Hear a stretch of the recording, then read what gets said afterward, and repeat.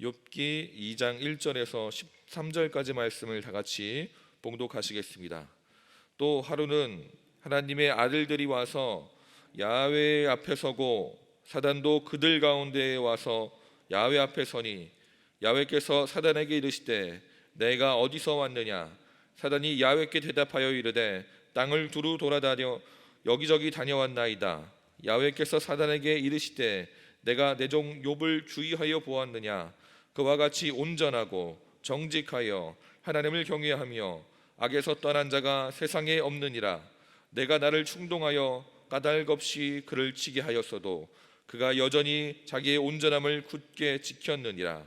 사단이 야훼께 대답하여 이르되 가죽으로 가죽을 바꾸오니 사람이 그의 모든 소유로 자기의 생명을 바꾸올지라. 이제 주의 손을 펴서 그의 뼈와 살을 치소서. 그리하시면 틀림없이 주를 향하여 욕하지 않겠나이까. 야훼께서 사단에게 이르시되 내가 그를 내 손에 맡기노라. 다만 그의 생명은 해하지 말지니라. 사단이 이에 야훼 앞에서 물러가서 욥을 쳐서 그의 발바닥에서 정수리까지 종기가 나게 한지라. 욥이 제 가운데 앉아서 질그릇 조각을 가져다가 몸을 긁고 있더니 그의 아내가 그에게 이르되 당신이 그래도 자기의 온전함을 굳게 지키느냐. 하나님을 욕하고 죽으라. 그가 이르되 그대의 말이 한 어리석은 여자의 말 같도다. 우리가 하나님께 복을 받았은즉 화도 받지 아니하겠느냐 하고 이 모든 일에 욥이 입술로 범죄하지 아니하니라. 그때에 욥의 친구 세 사람이 이 모든 재앙이 그에게 내렸다 함을 듣고 각각 자기 지역에서부터 이르렀으니 곧 대만 사람 엘리바스와 수아 사람 빌닷과 나마 사람 소발이라.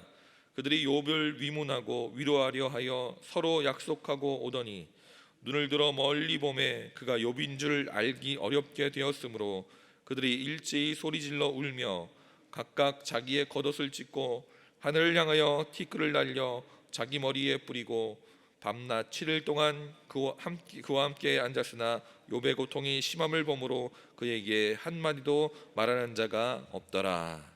아멘.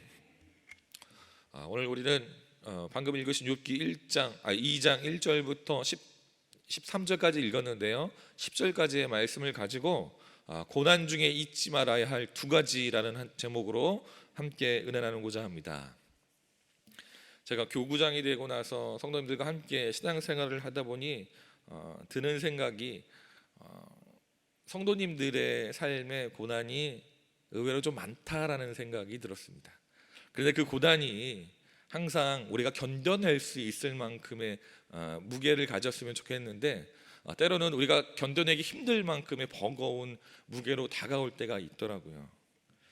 남자 청년들이 다녀오는 군대처럼 우리가 그 고난이라고 느껴지는 그 순간에도 우리가 군대를 가는 이유를 알고 또 군대에서 몇 개월을 버티면 나갈 수 있다라고 하는 그 정해진 시간을 안다면 고난을 버티기가 훨씬 수월할 것 같습니다. 그런데 고난이 우리에게 다가왔을 때 그 고난이 왜 우리에게 다가왔는지도 알지 못하고 영문도 모른 채 그 고난을 맞이하게 되고 또 그 고난이 언제 끝날지 알지 못한 채 고난을 맞이하게 되기 때문에 그 고난을 버텨낸다라고 하는 것이 여간 힘든 일이 아닌 것 같습니다. 그럼에도 불구하고 우리가 고난 중에 포기하지 말고 또 기도하며 주님께로 나가야 될 이유가 있다라고 성경은 오늘 우리에게 얘기합니다. 저는 오늘 특별히 한 가정의 이야기를 통해서 여러분과 그 은혜를 나누고자 하는데요, 이 욥기는 욥이 주인공입니다. 그런데 항상 사람들이 욥에만 집중을 하는 것 같아요. 한 가족의 고난은, 한 가족 구성원의 고난은 곧 그 가정의 고난이 되는 것처럼 오늘은 특별하게 그 욥의 아내의 시점에서 이 성경을 보면서 고난을 바라보면서 우리가 어떻게 고난을 이겨내야 할지 함께 은혜 나누고자 합니다.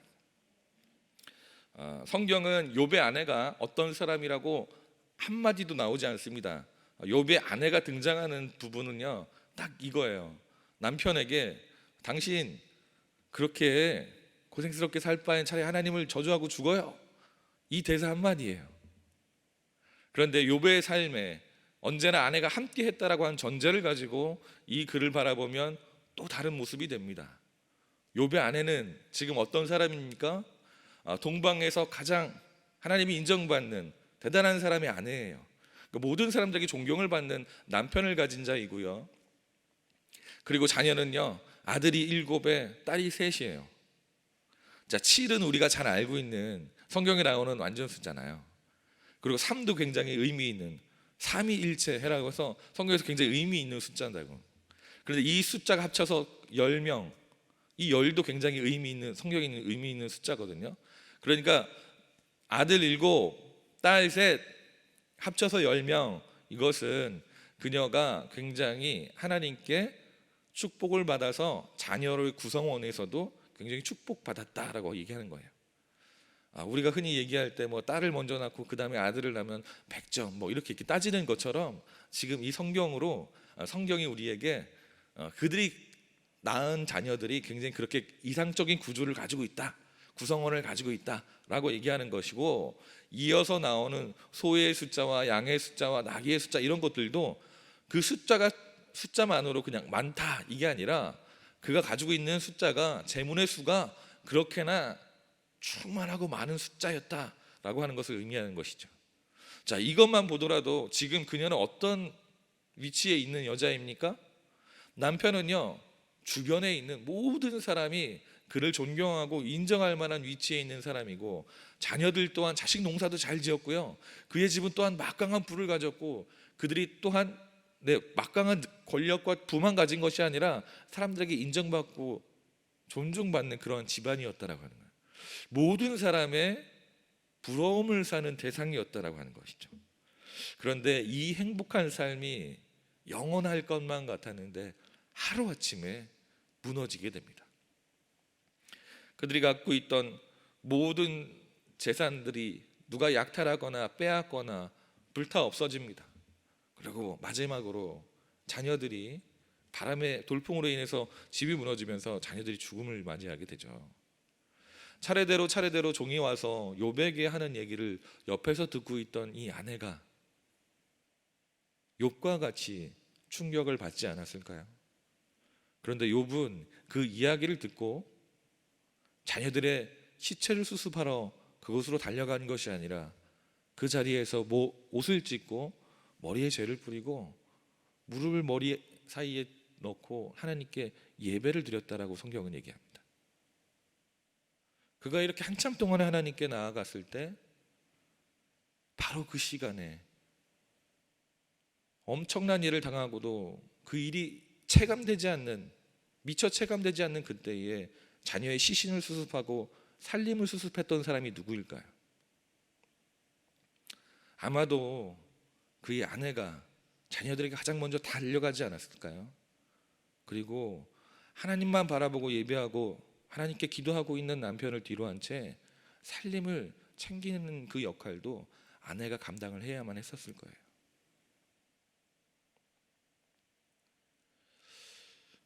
아내의 눈으로 바라봤을 때 자기의 배가 아파서 낳은 그 10명의 자식들이 죽은 그 어마어마한 사건 앞에서도 자녀를 먼저 돌보지 않고 하나님 앞에 먼저 예비하고 기도하는 남편을 보면서 여러분 어떤 생각을 가지셨겠습니까? 굉장히 야속했고 너무나도 힘들었을 거예요. 힘들었다는 단어 자체도 비교할 바가 아니었을 겁니다. 그날 욥은 자신의 모든 전 재산을, 또 자녀들을 잃었을지 모르겠지만 욥의 아내는 그날 자신의 모든 전 재산과 자녀와 더불어 남편을 잊어버린 날일 수도 있습니다. 그런데요, 남편이 이렇게 고백합니다. 이르되 내가 모태에서 알몸으로 나왔사온즉 또한 알몸이 그리로 돌아갈지라도 주시니도 야훼시오 거두시니도 야훼시오니 야훼의 이름이 찬송받을지어다. 지금 아내의 입장에서 남편의 입에서 나오는 그 고백이 그녀가 바랐던 고백은 분명 아닐 것 같습니다. 이 고난의 시간을 지금 그녀가 지금 견뎌내고 있다라고 하는 것이죠. 남편은 절망의 순간에서도 절대 하나님께 죄를 짓지 않기 위해서 입술에 죄를 짓지 않고 자신의 몸가짐을 발로 했습니다. 그것을 바라보면서 아내의 마음은 또 한 번 무너졌으리라 생각됩니다. 그런데 고난이 여기에서 끝이 아니었습니다. 이번에는 그의 몸에 악창이 생겼다라고 얘기합니다. 그리고 제 위에 앉아서 기왓장 조각을 가지고 자신의 몸을 긁어댔다라고 성경은 얘기합니다. 우리는 이 정도로만 그의 고통을 헤아립니다. 그러나 욥기서 전체에 나와 있는 그가 이 악창을 가지고 어떠한 고통을 받았는지를 모아보면 이렇게 나옵니다. 피부가 견딜 수 없이 가렵고요. 2장 8절에 나오는 말씀으로요. 상처가 아물었다가 금방 또 다시 터져요. 7장 5절에요. 그 호흡을 할 때마다 악취가 납니다. 제가 이제 장수는 장절은 말씀드리지 않겠습니다. 그리고 몸이 극도로 수척해지고요. 가죽이 검어져서 떨어지고 뼈는 열로 타는 것처럼 고통스럽대요. 그리고 갈비가 거의 떨어질 듯하고 잠조차 잘 수 없는 극도한 고통을 느꼈다라고 성경은 우리에게 증명합니다. 지금 그러니까 그가 단순히 몸이 가려워서 기왓장으로 퍽퍽 긁는 정도가 아니라 그가 지금 경험하고 있는 이 악창의 고통이 너무나도 극심해서 일상생활을 살아갈 수 없을 정도로 너무나도 고통스러운 순간이었다라고 하는 거예요. 그럼 그가 아무것도 하지 못하고 하루 종일 그 고통에 시달리고 있을 때 그를 건사하고 그를 먹여 살려야 되는 역할은 또 누가 맡아야 됩니까? 아내가 맡아야 되는 거예요. 우리는 오늘 이 성경만을 가지고 그 아내가 세계 3대 독처라고 해가지고 남편에게 굉장히 독한 말을 했다라고 얘기하지만, 제가 만약에 그 역할만 그 사람이었다면 저는 더한 말을 했을 것 같아요. 우리가 알지는 못하지만 성경의 버전 가운데에 72년이라고 하는 성경이 있습니다. 그 72년이라는 성경에 우리 성경에 나와 있지 않은 내용들이 둘의 대화가 있기에 그것을 제가 잠깐 읽어드리겠습니다. 욥의 병이 오래 계속되었습니다. 한 번은 욥의 아내가 남편에게 말하였습니다. 언제까지 참고만 계실 겁니까? 당신은 구원해 주실 것을 바라며 좀 더 기다려보자고 얘기하지만 여보, 이제 이 세상 사람들은 더 이상 당신을 기억하고 있지도 않습니다. 우리의 자식들을 기억하는 사람도 없습니다. 해산의 고통도 애써서 기른 수고도 다 헛것이 되어버렸습니다. 여보, 당신은 구더기가 특실거리는 속에서 몰락해가고 있습니다. 들판에서 밤을 지새우기 하세월입니까? 그동안 나는 지긋지긋한 일거리를 찾아 이곳에서 저곳으로, 이 집에서 저 집으로 떠돌아 다녔습니다. 애써 일거리를 얻어놓고도 너무 괴롭고 억울해서 잠시라도 쉬기 위해 해지기만을 기다리곤 했습니다. 여보, 하나님을 향해 뭐라고 항의나 하고 죽어버리십시오. 욥은 그런 아내를 물끄러미 쳐다보고 아내에게 말했다. 당신까지도 어리석은 여자들처럼 말하는구려. 우리가 누리는 복도 하나님께로부터 받았는데 어찌 재앙이라고 해서 못 받는다 하겠소. 여러분, 그녀가 어떤 고통의 시간을 보냈는지 이제 좀 아실 수 있겠죠. 아이들이 죽었을 때 아이들을 돌보지 않는 남편 옆에서 죽은 아이들의 시체를 부둥켜 안고 그 아이들의 시체를 챙겨야 했고 나머지 살림을 챙겨야 했던 그녀.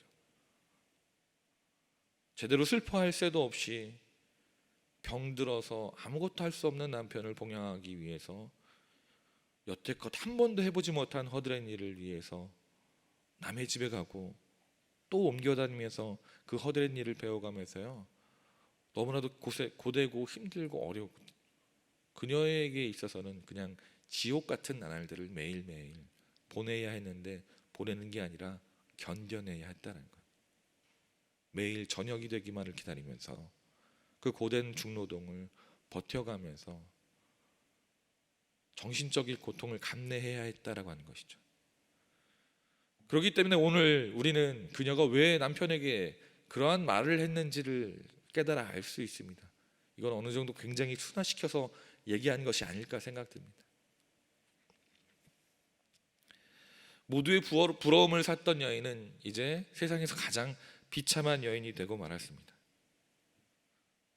해보지도 않던 이 고통의 순간을 하루하루 감당하면서 남편을 바라봤던 그 아내의 마음은 오죽 고통스러웠을까요?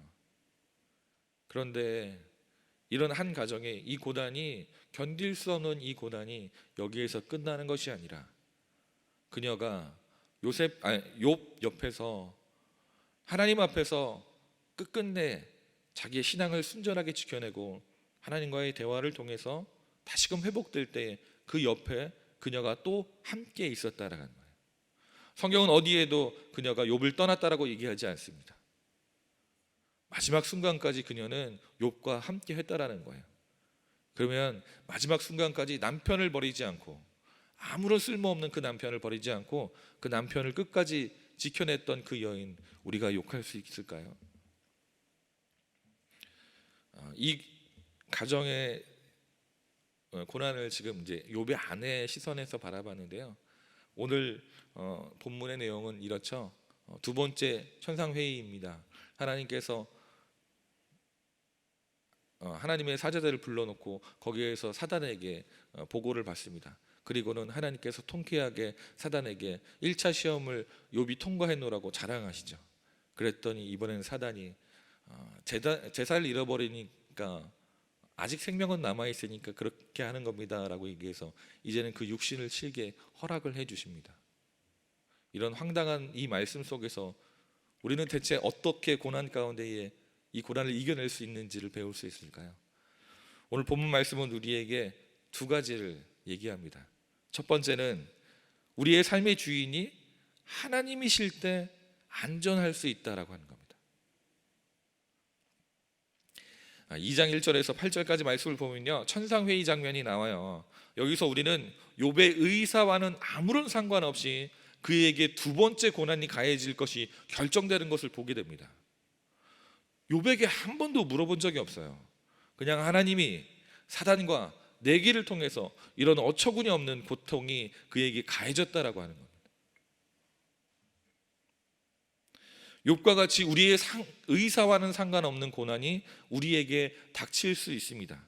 그리고 그 고난이 우리가 감당할 수 없을 만큼의 버거운 무게로 다가올 수 있는 고난일 수도 있어요.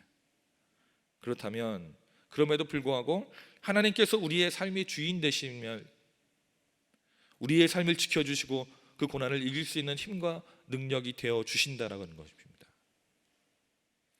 사단이요, 그의 마음 같아서는 욥을 더 고통스럽고 혹은 그를 죽이고 싶은 마음이었겠지만, 그러나 그가 하나님께 소속된 자이기에, 그가 하나님의 백성이기에 끝끝내 그는 자신이 원하는 대로 할 수 없었고 하나님이 허락하는 선까지만 그를 괴롭힐 수 있었습니다. 하나님께서 그는 생명은 건드리지 말라고 얘기하니까 사단은 그렇게 할 수밖에 없었던 거예요. 하나님이 그의 주인 되셨을 때 사단은 그에게 고통은 줄 수 있을지언정 그의 생명을 건드릴 수 없었습니다. 더 악한 방법을 사용하고 싶어도 더 악한 방법을 사용할 수 없었다라고 하는 것이죠. 사람들은요, 우리가 우리 삶의 주인이라고 많이들 착각합니다. 우리가 하나님의 백성이 된 이후에도요, 우리가 우리의 삶의 주인이 하나님입니다 라고 우리의 입술로 고백했음에도 불구하고 여전히 우리의 삶의 주인이 우리 것인 양, 우리가 우리의 삶의 주인인 양 살아갈 때가 너무나도 많습니다. 그러다 보니 하나님께 기도할 때도 하나님께 기도했는데 내가 원하는 대로 응답되지 않으면 불쾌합니다. 그리고 기도의 응답이 더디면 실망합니다. 그리고 하나님께도 간절히 기도했는데도 불구하고 그 기도가 끝끝내 응답되지 않는다 느끼면 하나님 떠나기를 주저하지 않습니다. 이것은 모두가 하나님을 자신의 주인이라고 고백했음에도 불구하고, 그러한 삶을 살아가고 있노라고 고백했음에도 불구하고 실제로는 여전히 내 삶의 주인이 내가 되어 살아가고 있다는 증거인 것이죠. 그런데 우리가 잊지 말아야 할 것은, 고난 중이라도 절대로 우리가 놓지 말아야 할 것은 우리가 하나님의 백성일 때에 안전할 수 있다라고 하는 것입니다.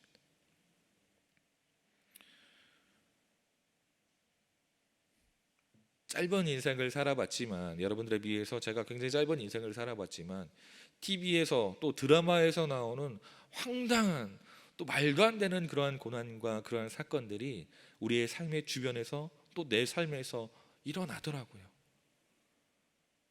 그런 일들이 우리의 삶에서 벌어지고 일어났을 때 우리는 어떻게 감당해야만 합니까? 절대로 하나님의 곁을 떠나지 마시고 하나님의 의지함을 통해서 하나님이 주시는 힘과 능력을 통해서 그 고난을 견뎌내시고 이겨내시는 여러분과 제가 되기를 주의 이름으로 축복합니다. 두 번째로 우리가 고난 중에도 잊지 말아야 할 것은 모든 주권 죄송합니다. 모든 주권은 하나님께 있다라고 하는 것입니다. 욥과 관련된 자료를 찾다 보니까요, 욥에 대해서 얘기하고 또 설명하고 또 설교한 목사님들의 영상들을 많이 봤는데, 김동호 목사님이라고 높은 뜻 숭의교회를 담임하셨던 목사님께서 나와서 강의를 해주시는 기독교 방송이 있더라고요. 그 영상을 봤는데 얼마 전까지 그분이 지금까지 그분이 암투병을 하고 계세요. 그러니까 암투병을 했으니까 그분이 하시는 말씀이 이렇습니다. 얼마 전까지 내가 고생을 한 거를 제작진이 알고 기독교 방송에 나왔더니 주제가 욥이더라. 그러니까 내가 고난 아닌 고난을 당했으니 이 욥에 대해서 뭔가 좀 인사이트가 있을 거라 생각하고 나를 부른 것 같다, 이렇게 말씀을 하시더라고요. 그러면서 이렇게 고백하셨습니다. 내가 그러한 시간을 보냈음에도 불구하고 나는 하나님께서 왜 욥에게 그렇게 엄청난 시련을 주셨는지 이해할 수 없습니다 라고 고백을 했어요. 그러니까 그 이후에 나온 두 명의 목사님도요, 뭐라고 거창하게 설명도 못하고 앞서서 목사님이 이해할 수 없다라고 말씀하신 것처럼 이렇게 시작하시더라고요. 그렇게 기독교계에서 위치가 있으신 분이 직접 본인이 암이라고 하는 고난을 겪어낸 이후에 하나님께서 욥을 왜 그렇게 가혹하게 다루셨는지 이해할 수 없다라고 고백하니까 그 밑에 후배쯤 되는 목사님들도 뭐라고 말을 못 하시더라고요. 그렇습니다. 인간의 상식과 기준으로 바라봤을 때 욥에게 가해진 그 고난은 도저히 납득하거나 이해할 수 있는 고난이 아니었습니다. 또 그 정도의 수준이 아니었습니다. 뜻밖의 그러한 고난을 당했을 때 우리가 그럼 어떠한 자세를 취해야 될까요? 그러한 고난을 당했을 때 우리는 하나님을 바라봐야 하는, 우리가 무언가를 하려고 하는 것이 아니라 내 삶에 이러한 고난이 일어났다면 분명 하나님의 뜻이 있음을 여러분 기억하시고 하나님만 바라보면서 하나님이 주시는 말씀에 순종하기 위해 준비해야 됩니다. 우리는 이와 비슷한 고난을 목격한 적이 있습니다. 성경에 보면요, 아브라함이 100세에 얻은 아들을 하나님께서 단순히 그가 자신을 사랑하는지 안 사랑하는지를 테스트하기 위해서 그 100세에 낳은 아들을 죽이라고, 제물로 바치라고 말씀하셨을 때 아브라함은요, 성경에 한참을 고민했다라고 나와 있지 않습니다. 그는 바로 즉각적으로 하나님의 말씀에 순종해서 자신의 아들을 데리고 산으로 올라갑니다. 그리고 바로 그를 죽이려고 했죠. 믿는 자들에게 있어서 요구되는 것은 이 고난의 순간에 하나님이 무언가를 요구하셨을 때 그것을 순종하는 것이지, 하나님이 요구하신 것이 옳은 것인지 그른 것인지 이해가 될 때까지 그것을 판단하고 분별하는 것이 아니라고 하는 것이에요. 고난이 우리의 삶에 닥쳤을 때 그 고난은 분명 하나님의 뜻이 있는데 그 고난의 뜻이 무엇인지 알아야지만 내가 납득할 수 있겠고, 알지 못하면 난 납득하지 못하겠다, 이것이 그리스도인들이 가져야 될 자세가 아니라, 하나님께서 이러한 고난을 우리에게 주셨다면, 나에게 이러한 고난을 허락하셨다면 하나님의 뜻이 무엇인지 모른다 할지라도 하나님, 당신의 뜻이 무엇입니까? 라고 하나님께 물어보면서 그 고난을 벗어나려고가 아니라 하나님의 뜻을 이루기 위해서 그 안에서 하나님의 뜻 가운데 순종할 수 있는 우리가 되어야 한다라고 하는 것입니다. 신약 성경 히브리서 11장 6절 말씀에 이런 말씀이 나옵니다. 믿음이 없이는 하나님을 기쁘시게 못하나니 하나님께 나아가는 자는 반드시 그가 계신 것과 또한 그가 자기를 찾는 자들에게 상 주시는 이심을 믿어야 할지니라. 아멘.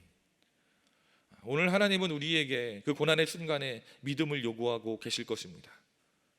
고난의 순간에 욥과 같이 절대적으로 하나님 앞에 죄 짓지 않기 위해서 절대로 입술에 부정한 말을 담지 않고 하나님을 원망하지 않는 그러한 모습으로 하나님의 영광을 올려드렸던 것처럼, 우리의 고난의 순간에 절망하고 낙담하고 실망하면서 하나님을 원망하고 부인하는 것이 아니라, 우리는 고난의 순간에 오직 하나님께 안겨 있을 때에만 우리가 안전함을 늘 기억하면서 하나님의 주권을 인정하고 그분 앞에 입술로서나 우리의 삶으로서나 죄를 짓지 않는 순종하는 삶으로 하나님께 영광 올려드릴 수 있어야 할 것입니다.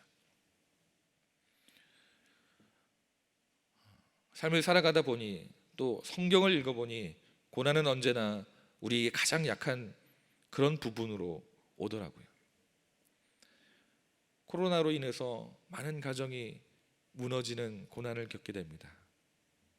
삶의 터전을 잃어버린 자녀도 있고요, 직장을 잃어버리고 또 빚까지 진 그런 자녀들도 있고, 그런 분들도 계시고, 또 가족의 질병으로 인해서, 뜻하지 않은 가족의 죽음으로 인해서 깊은 슬픔과 어려움 가운데 빠진 분들도 계시고, 이러한 때에 직장을 찾겠다라고 백방은 노력하지만 알바 자리 말고는 직장을 찾을 수 없는 그런 젊은 세대들도 있고요,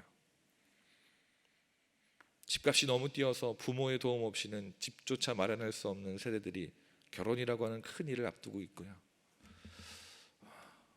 어떻게 보면 인생은 크고 작은 고난이 계속해서 우리의 삶에 다가오면서 그 삶을 견뎌내고 버텨내면서 성장하는 것이 아닌가 생각이 듭니다. 그렇다면 그 고난의 때에 여러분, 하나님께 영광 올려드리는 삶을 사시겠습니까? 아니면 우리의 입술로서 하나님께 죄를 저지르고 사단조차 신경 쓰지 않는 삶을 살아가시겠습니까? 여러분, 고난 가운데에 늘 잊지 말아야 할 것, 우리는 언제나 하나님을 떠나서는 결코 안전할 수 없다는 것 여러분 기억하시고, 그 고난 가운데 하나님의 뜻을 있음을 여러분 기억하시면서 입술로서 죄 짓지 마시고, 또 하나님 앞에 온전히 여러분의 신앙을 지켜냄을 통해서 하나님께 영광 올려드리는 여러분과 제가 되기를 주의 이름으로 축원합니다. 기도하겠습니다.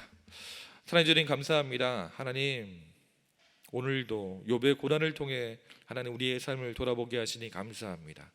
하나님, 우리의 삶에 크고 작은 고난이 다가올 때마다 하나님, 그 고난이 도저히 견딜 수 없을 만큼 버거운 무게로 우리의 삶에 다가올지라도 하나님, 우리가 잊지 말아야 할 것이 분명히 있음을 성경은 우리에게 말씀합니다. 하나님, 우리가 아버지 하나님을 떠나서는 아무것도 할 수 없음을, 또 아버지 하나님과 동행할 때에 아버지 하나님 품 안에 있을 때의 가장 안전함을 성경은 우리에게 요구합니다. 하나님, 그렇습니다. 어떠한 순간에도 아버지 하나님을 떠나지 않게 해 주시고 당신과 동행할 수 있는, 또 당신이 주시는 힘과 능력으로 그 고난을 이겨낼 수 있는 우리가 되게 하여 주시옵소서. 또한 그 고난 가운데에 아버지 하나님의 뜻이 있음을 늘 기억하면서 하나님, 입술로서 아버지 하나님께 죄를 저지르는 것이 아니라, 우리의 삶을 통해 하나님께 죄 짓는 것이 아니라, 하나님, 우리의 삶을, 우리의 신앙을 온전히 지켜냄을 통해 하나님께 영광 올려드리는 우리가 되게 하여 주옵소서. 하나님, 우리가 그 모든 일을 감당할 수 없고 고난 중에 신음하는 그때일지라도 하나님, 우리를 떠나지 마시고 우리를 품어주시고 우리에게 주의 은혜를 더하여 주시옵소서. 하나님, 고난을 통해 아버지 하나님께 영광 올리는 삶을 살아가길 원하오니 언제나 우리와 함께 하시고 우리와 동행하시고 우리를 인도하여 주옵소서. 이 모든 말씀 우리 주 예수 그리스도 이름으로 기도했습니다. 아멘. 이 시간 여러분, 나라와 민족을 위해서, 또 교회를 위해서, 우리 교회에 있는 선교사님들을, 사역들을 위해서, 또 황선호 담임 목사님 사역을 위해서 주기도문하고 예배 마치고 기도하도록 하겠습니다. 하늘에 계신 우리 아버지여, 이름이 거룩히 여김을 받으시오며 나라가 임하시오며 뜻이 하늘에서 이루어진 것 같이 땅에서도 이루어지이다. 오늘 우리에게 일용할 양식을 주시옵고 우리가 우리에게 죄 지은 자를 사하여 준 것 같이 우리 죄를 사하여 주시옵고 우리를 시험에 들게 하지 마시옵고 다만 악에서 구하시옵소서. 나라와 권세와 영광이 아버지께 영원히 있사옵나이다. 아멘. 이 시간 제가 말씀드린 그 기도의 제목을 놓고 주의 이름 3번 외치고 함께 기도하겠습니다. 주여, 주여, 주여.